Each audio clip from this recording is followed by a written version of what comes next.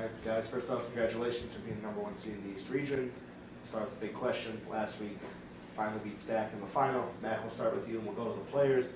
What's kind of that feeling, and then what's been the turnaround since getting that big win over in the Spartans? Well, I think we've tried to keep looking at just winning the next game, and we've kind of kept that mantra all year. And I don't think last weekend was any different. Obviously, it was great for the guys who've been around for a while, who have been eliminated by Stack a couple times from the postseason, and to give them a chance to win and be able to win on our home floor was a great thing. But now we know we have more to accomplish. We've checked off one box, and now we want to go check off some more boxes. It felt good. Finally getting over that hump of beating them in the final. We knew it was going to be a hard-fought game from beginning to end. We just had to play harder than them, and I feel like we did that. We told each other, we can only dwell on these 2 days. Just went on for the next 2 days, and then we know we got to come back ready to work because we got a big game against Bridgeport.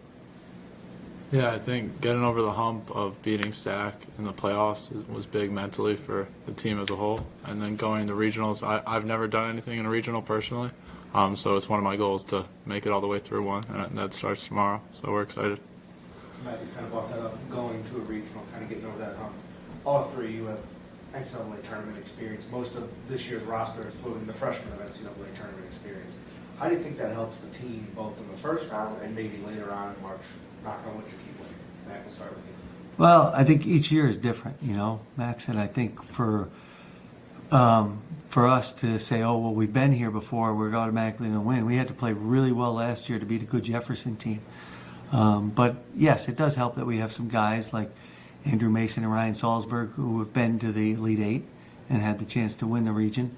We also have guys who really contributed to winning a game last year in the first round of the NCAA tournament. But I think they remember, and maybe Justin Glover would be better to answer this, the feeling of getting just throttled by St. Michael's last year, and that's kind of how our season ended. So we want to make sure we just keep winning and take it one game at a time, the whole regular mantra, like I said. But I think if in the back of our minds, I think there are guys who like saying, hey, let's not let it end like it ended last year. Let's keep going. Last year, I feel like most of the team we got back, so I feel like we kind of have some good experience coming back. I feel like that can help us win in the long run. But I feel like we just got, like Coach said, we just got to take it one game at a time. Just play together, complement each other's game as we've been doing all year. Just going with the mindset of being confident in each other and as a team. I think this is the most well-rounded team I've ever been on, so we can win games a lot of different ways through our maturity and through all the talent we have. So no one guy is going to win or lose us a game, and I think that's big for the mentality. Like, if someone goes out there and shoots 0 for 5 from 3, they know we can still win that game by 10 to 20 points. So there's no pressure on one individual, and that just makes us that much harder to beat, I think. What is the mentality of the team heading into March Madness? Is it the same? Do you tweak it a bit? What's the overall mentality? I don't think it's changed really from October when we were playing, really. I don't know, you guys tell me. I think they still have, this is a very competitive group that is very connected, and they really care about each other. And I think those 3 C's go a long way with this group, and they help you get through games maybe where you don't have your best game shooting, or maybe teams are scoring on you, but you still stay connected and stay together. I go back to the ECC championship game. We never trailed. Stack was making some runs, and we never really flinched. We were always stayed together. We didn't get worried. We didn't get nervous. And I keep hearing from people, "Oh, you need a close game. You need a close game, or you need to lose a game before." I don't think you need to lose a game. I don't think you need a close game. I think we knew and we trusted each other, and they believe in each other. And I think that showed us going in down the stretch. We made the plays we had to make to win a game. No, I feel like the mentality's been the same throughout the whole year, like Coach said.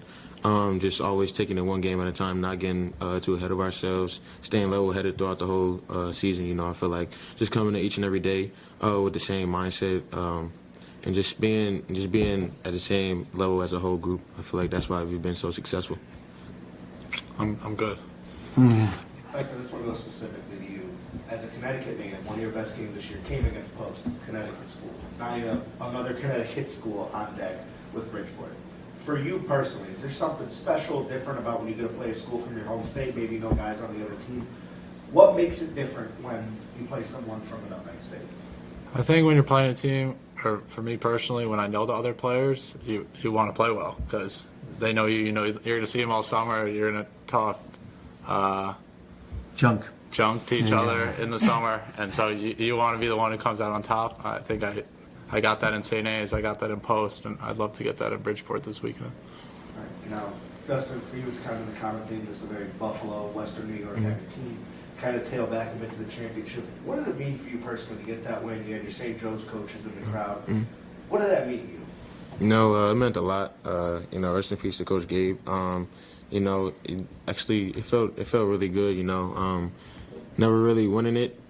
This is my third year. You know, losing 2 times to Stack, and it was really special winning at home. You know, last 2 years we had to travel up to Spark Hill, so you know, getting the win here, winning the championship here, cutting down your own nets in your own gym. You know, it was really special. You know, it was something that you cherish. You know, don't take these times for granted. You know, it felt really good to finally win at home championship. You mentioned home gym. For all three of you guys, what's kind of the feeling that regional's going to be here? I mean, we're still at Damon, still on campus, we have to travel. What's kind of the feeling for all three of you guys? I think it's awesome. I think it's great. I think we can, you know, when I look online and see sold out for the tickets, I think it's humbling that many people are so excited to watch this team play, and they should be. This team deserves that. This team has worked very hard. They play a very entertaining style of basketball, and obviously play winning basketball. And for people to want to come out, not just students, not just families, but fans of basketball from Western New York, I think is it's very humbling to see. For me, you know, it's pretty cool.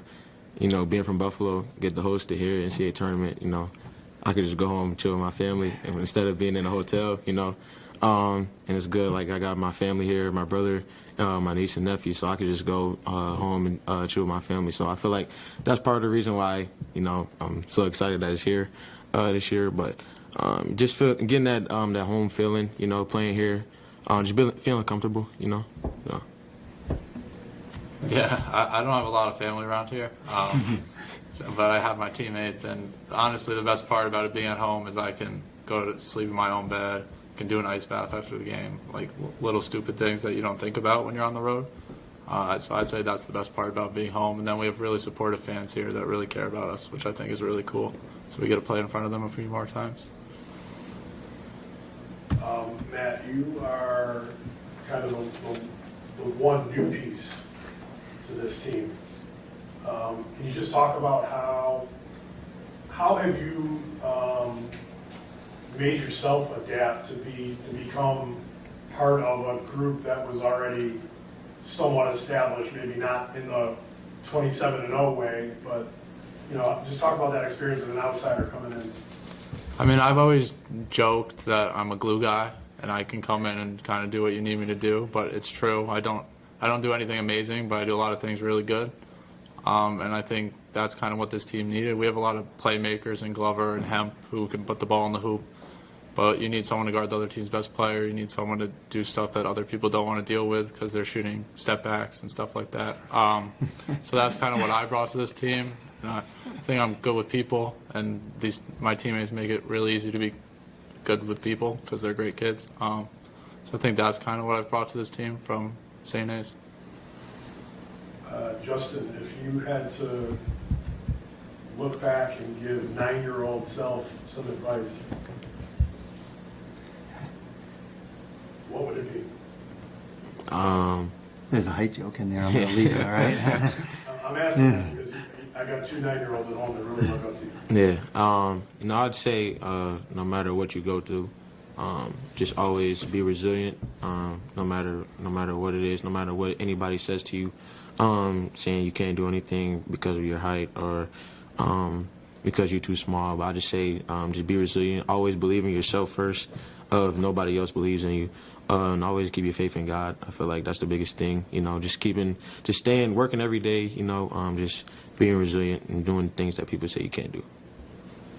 Coach, we have a little bit of history with Bridgeport. It's been a while, but some really good battles with them through the years. Yeah, thanks for reminding me.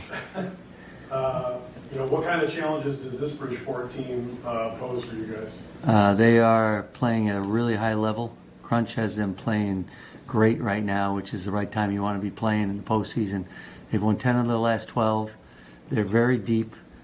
I can't remember when I've seen a team that has 13 guys playing the first half of one game. I told these guys, Cisse, number 2, might be the best player we have faced this year. He is very talented, scores from a lot of different places, can get his own shot, is tall. He looks like Kevin Durant on the film. I mean, he just elevates, has a great mid-range game. And they're the 4th fastest team in the country as far as pace. So they are going to get up and down quickly. We're going to have to make sure our transition defense is really good. And they're 4th in the country in offensive rebounding. And I'm sure they watched our game against Stack the other day where we didn't do a great job of keeping them off the boards. And I'm sure they're going to be really crashing the offensive boards. And I think we have to try and do as good a job as we can, keep them out of the lane, try and make Cisse work for everything he can get. And then also we have to make sure we try and limit their second shots as best we can. Last question. This is for anybody up there. You're 27-0. Really? You know? And we've all had fun, coming along on this ride. But now, one loss a week ago wouldn't have ended your season. One loss now will. Is there any extra added pressure because you're entering the tournament undefeated? I feel like no. I was talking to my dad the other day. I feel like throughout the whole year, even up till now, I feel like we've never been too worried about losing. We always just want to go out there and compete at the best of our abilities. Never too worried about we can possibly lose. I mean, we can lose, but that's never really our thought. Our thought is as a team is just going out there and playing our way. Each and every day, each and every game, just playing our way. I feel like that's why. Yeah, I'd say things have gone so smoothly this year that the season's gone by a lot quicker than normal, because normally I have days where I just lost a team I should have lost to. I'm not feeling great about it. But this year it's gone so smooth that losing has never really entered my mind, and it's not going to start now because I know my career is over when I lose, so might as well just go have fun out there. I'm not going to change that fact. So I think we're just excited, not worried about losing. I think if you watched us practice today, you wouldn't think we were tense or nervous or anything like that. I don't think this group gets like that. I think they enjoy being around each other and they enjoy the competition of basketball. The other way to look at it is if we lose, and if is the big word there. If somebody beats us, and great, we'll tip our cap to them. But the worst we can end up with is one loss this year. So that's a pretty good season, no matter what, right? So. We'll look at it and say, somebody's got to play great. We're going to play our way, and let's, as I always say to these guys, be us. And if we're us, I like our chances.